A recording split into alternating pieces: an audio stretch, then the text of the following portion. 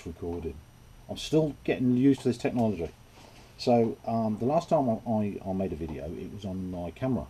But since then I've bought myself a GoPro at the insistence of a friend. He told me to go and get one on eBay.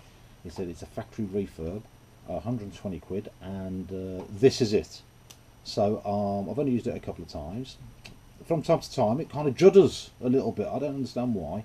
He said it's got something to do with the actual SD card that I'm using, but we'll see what happens. Anyway, I'm back. Ladies and gentlemen, boys and girls, thank you very much for bearing with me. It's an absolute pleasure to be here speaking to you today, and I want to share with you the latest developments on my experiences with regards to retail arbitrage. So I had a couple of experiences recently, and those experiences are usually driven by experiences that I had when I was younger. They always are. It's based on knowledge, isn't it, that you acquire from observing something or doing something. And when I was a kid, we used to live on one side of Birmingham, and my mother insisted that we went to a school on the other side of Birmingham. And to get there, we had to get two buses, one into the city centre of Birmingham, walk all the way through the city centre to get another bus to take us to the other side of Birmingham. And the whole trip there would be something like an hour and 20 minutes, and we were often late for school, much to the displeasure of the teachers. They even suggested to my mother that we go to a school more local to where we lived, and my mother fought them tooth and nail and insisted that we go to this school. Okay, so we went to school, and I'm very glad she did, because it made us very independent. And from the age of my sister was 4 and I was 5, and we would get on the bus and walk through town holding hands, and have various experiences, stop and look at a shop. That's the reason why we were late, because we was always dillying and dallying, if you like. But one of the shops that we used to pass was it was in an underpass in Birmingham. After the war they rebuilt Birmingham with lots of underpasses. Or roads in the sky, footpaths in the sky, or footpaths under the roads. And in this one underpass near the Night Out in Birmingham, some of you might remember it, there was a shop that used to retail second-hand books and magazines.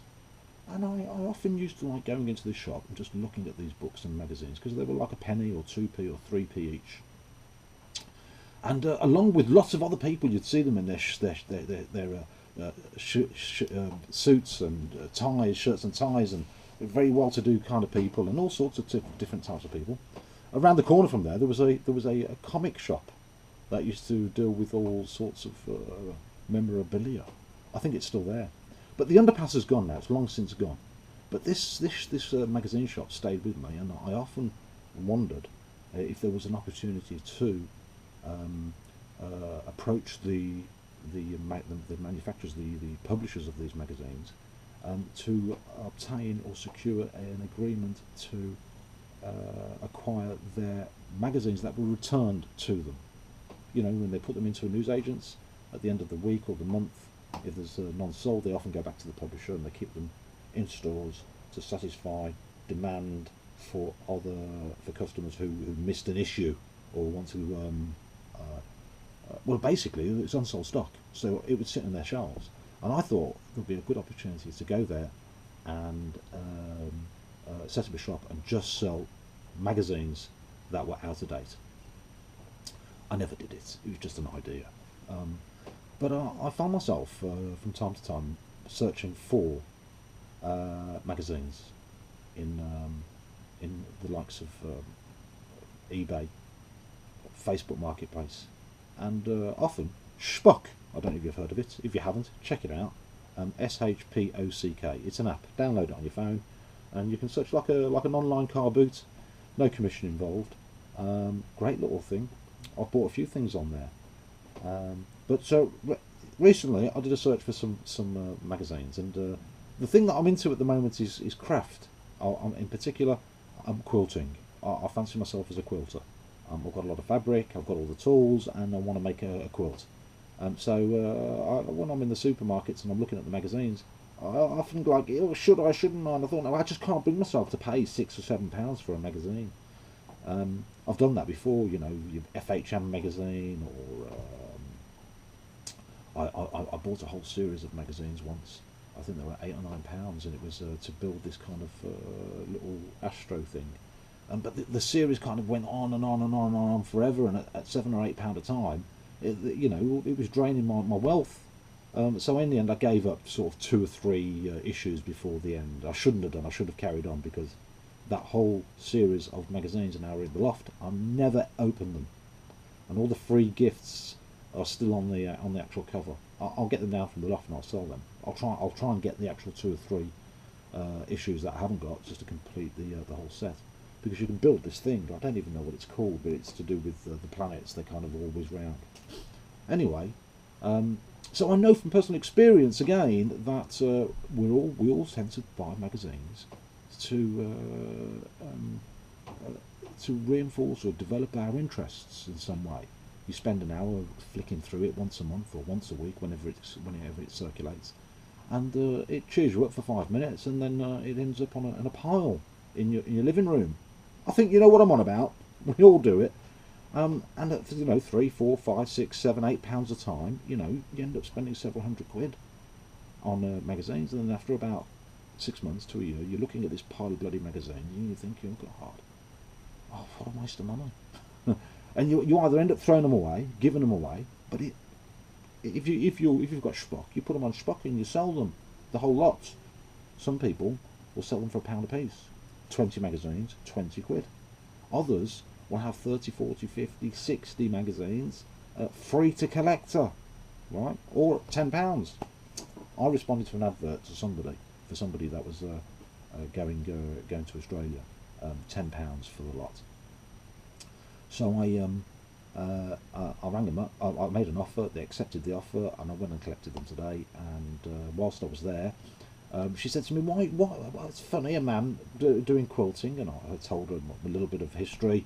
I told her that my grandparents were tailors and dressmakers, and I sell haberdashery, and I bought a sewing machine, and I've made a cushion. I've done a bit of bunting, and I want to make a quilt. And she was, "Oh, really? It's not very often that you see a man involved in wanting to use a sewing machine." And she said, "Look," she said, "I've got all these magazines here, these sewing magazines. Do you want them?" I said, "Oh, yeah." And right next to this pile of magazines that I was buying for £10, there was another pile that was twice the size. And I said, "Let me give you something for them." She said, No, just take them. And her and her daughter were keen to get rid of them because we're going to Australia. So I thought, bloody hell. So I got them in the car. I thought, what a result. I shall sell. I'll flick through some of the sewing ones, because they're all girly sort of blouses and dresses and all that kind of thing. Nothing really that I would want to make, apart from a few toys and that kind of thing. But what I was really into is the quilting. The thing is, these quilting magazines can be sort of £7 or £8, £9. So I've got 60 quilting magazines that would normally say cost £600, £420. You get one for £10. And on eBay, they sell them for about £3.95 each, free delivery, or buy 2 get 1 free. Bog off. Is that last? Bog off. Yeah. Buy 2 get 1 free. So it's sort of an £8 sale, and you're sending 3 magazines out. So I'm going to try that, but I'm not just yet. I want to read the magazines. But since I was searching for magazines, I end up with a whole list of different interests, and one of the interests was what is this? Star Trek magazine came up. 28 Star Trek magazines with 28 DVDs. So basically, it must have been a magazine with a DVD on the front, that kind of thing, right? And it's series. It's the original series, the very original series collection, Star Trek. And the guy wanted £10 for it, so I offered him £10. He accepted straight away, and I went and collected them last night. I've got 28 Star Trek magazines. Now, Star Trek, I don't know anything about Star. All I know is that I don't know if he does that, doesn't he? Does that? Well, they get that idea from the Cohens in the Jewish people. The Cohens, the high priests, they bless the children of Israel by separating their fingers. You're not allowed to look at them, by the way, apparently. But anyway, I think there's a lot of Torah in Star Trek, and it's very advanced Well, I don't know anything about it. All I know is that there are other people that are into it like a religion. Like they're into it, like they're into Doctor Who. These are things I've never really been into. But anyway, I bought all these magazines, went around and collected them, whole series, with all these DVDs. Let me just show you. There, if you can see it. You see, there's the collection of DVDs. There you see it. 28 DVDs and 28 magazines. Cost me a tenner. I did a bit of research and checked out that on eBay. They're selling for about £59. £59 for the DVD collection alone.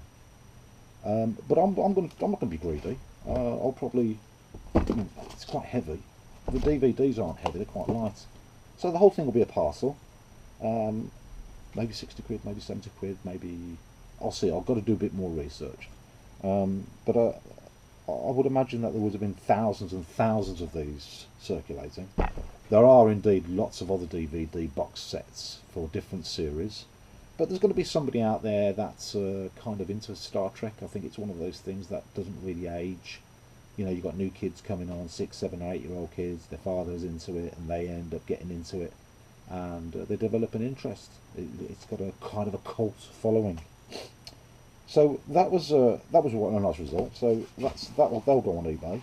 After I've done a bit more research. But let me just show you the quilting magazines that I bought. Here we go. This is the kind of thing I'm talking about. I think if you can see it, don't know. That there. See, this magazine costs, if I can just see, £5.99. Quilting magazine, £5.99. And I had all these, 63 of them altogether. I'm going to keep these for myself, to be honest with you, because this is the one thing that I feel as if I can do in life when it comes to making something, when it comes to a skill or a trade. But I've got ideas that I want to employ, and in particular, I want to try something called applique. That's it, applique. I've got some ideas to make some kind of cushions. And the other thing, the thing that she gave me, I don't know if you can see, it might be a bit dark down here. All these magazines here, I've counted them. There's about 100. See them? About 100 magazines. Let me just pull one out so you can see. So magazine. Nice. Now that magazine there costs, again, £5.99, 6 quid. £6 magazine. That's what these people do, you see. They basically end up building up the collection. They get into a particular subject and they sign up, they subscribe, and they get it posted to their house. Some of these magazines have never been read. You can tell when you open them up, they're still sort of crisp. I think the same is true with the Star Trek DVDs, because there's only about 6 or 7 of them that have been opened, right? Have been watched. The rest are still sealed. They're factory fresh. Factory fresh. Hold on. Factory fresh. See, still sealed in the wrapper. Oops. Let me just. There you go. Still sealed. Never been watched. Factory fresh, brand new. And that just reaffirms my belief that people subscribe to these things and just spend money that they probably haven't got, something that they probably later regret. But they purchase them on a whim, and it comes to a point where it just clutters up the living room or the bedroom or something like that, or under the stairs. And they just get frustrated to the point where it's always in the way, and they just want it rid. So in this case, the guy put it out, just get rid of it, £10, driving me mad. But as they say, you know, one man's trash is another man's treasure. So we shall see what happens. These will be merchandised. I'll clean them up a little bit, dust them off. It's a little bit dust stuff here and there, and take some nice photographs. Do a bit more research, create a nice listing, write a nice little story about it, put it on, and it will just sit there, and when it sells, it will go. So, there you go, folks. Thank you very much. I will be back in touch with you. I'll let you know what else is going on. Don't forget to subscribe. It's important that we get subscribers. We need to help each other. Subscribe to my channel so that you don't miss out on any other experiences that I have to share with you. I do want to actually tell you a little bit more about some of the secrets that I've discovered about eBay. Experienced eBayers out there will say there is no such thing as an eBay secret, but I'm telling you there is. Why? Because it's a secret to those people who don't know it, And when you first come to learn eBay, you don't know anything, so therefore it's a secret. To those that know it, like me, it's not a secret. So I want to share those secrets with you. Anyway, thank you very much. Don't forget to subscribe. Thank you. Bye.